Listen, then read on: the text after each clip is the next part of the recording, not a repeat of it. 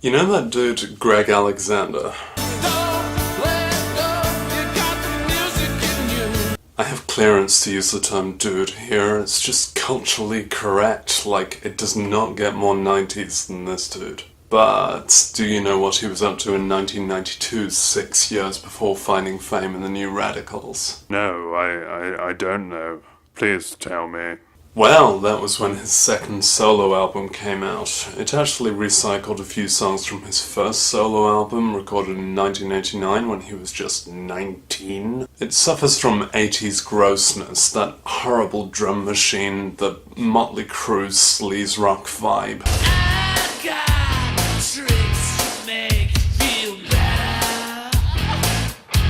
But there are hints of the aesthetic auteur angst that we see in 90s bands like Smashing Pumpkins. Greg, as a vocalist, has ridiculous, abundant enthusiasm. It's kind of his downfall. I bet even if he covered like Landslide, he'd be whooping all over it.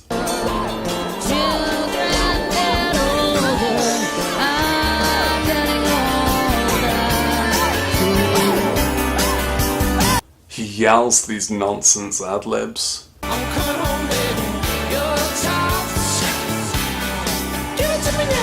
Even the actual vocal lines, he's wringing everything he can out of. The song we're all here for, though, is The Truth, fifth track and second single from Intoxifornication. Yes, that is the album title. By the way, Greg is clearly a great guy. He's left-wing, thoughtful, and very creative, and I'm sure he's in on the joke here.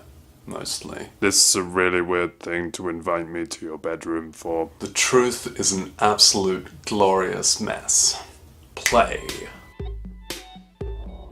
It starts off with a much more blatant and thus excusable drum machine. What is this room he's in?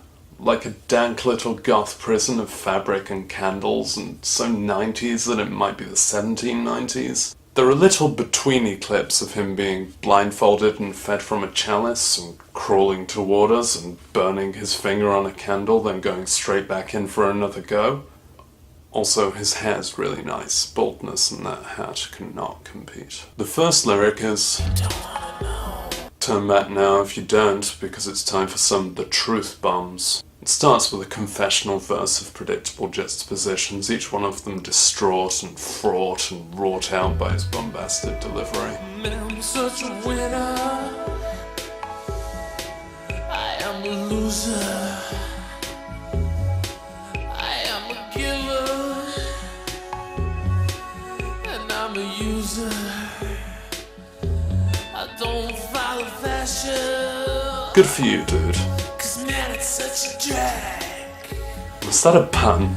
I got 50 women. Awkward misogyny. Tell my fact. Awkward slur. Okay, it was rockin' 1992. Go on. Ow! Ow. You can't celebrate that lyric.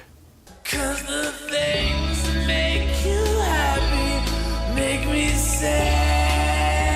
Oh, Greg, that's a shame.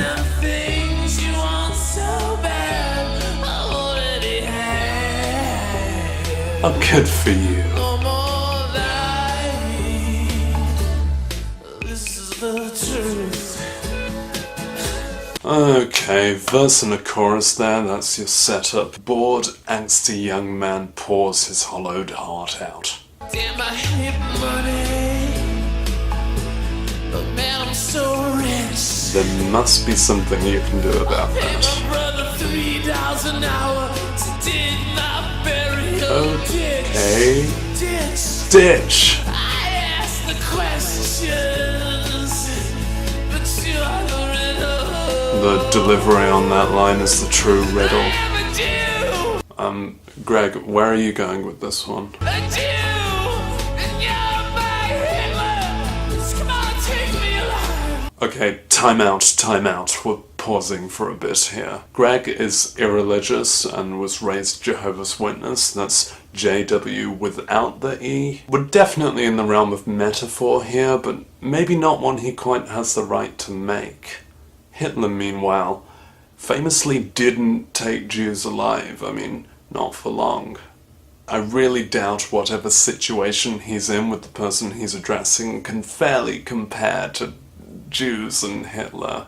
Oh, but he's hot, isn't he? Things that make you happy make me sad. The second chorus brings in the beat, Things you want so some vocal butchery, already hate.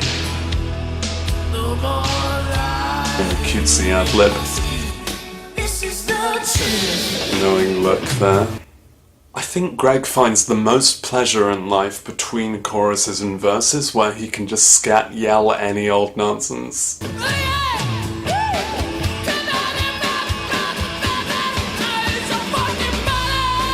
Did he just say he needs some fucking money?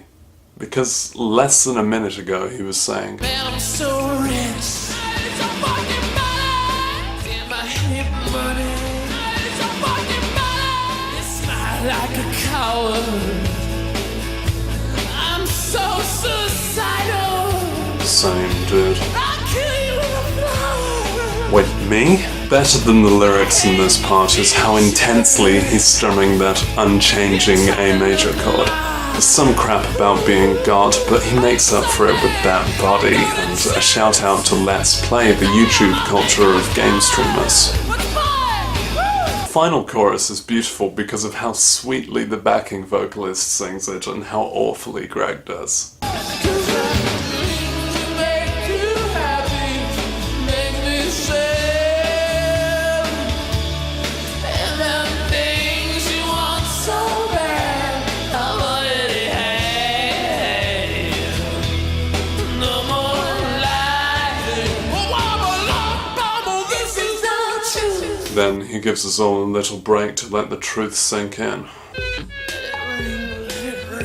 Oh no. You've heard it all. One little boy's confession. That smirk. Now do me in. His vocalisms are so unmelodic, it's like the Tourette's of notes. There's some hidden message here in another voice, but you can't really make it out underneath Greg going nah nah.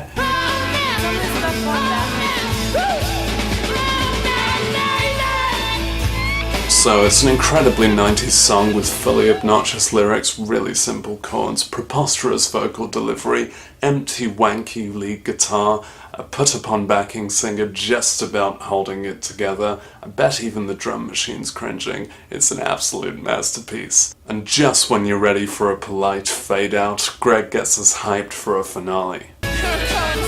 Here it comes. Here it comes. Here it comes. Are you ready? I don't think I'm ready. Are you ready? No. Are you ready? Greg, there is no way anyone could be ready for your next creative decision. Here comes the lawsuit, baby. Slow ride. Take it easy. Slow ride. Yeah. There's maybe kind of genius in how little sense this makes. I'm just gonna point out the way he says yeah, which I'm now gonna set as my ringtone. Yeah. Slow ride. The song ends with a name check of Louisiana, which neither Greg nor Foghat are from or associated with. He then has a little spoken word wind down where he makes an extra little bit of no sense. Sure, we all believe in truth, so we say. I think you'd prefer a lie, so I'll tell you straight-faced that I'm not.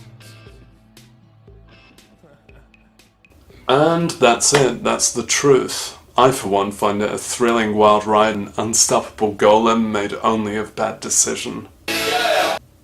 Oh, sorry, I got a text.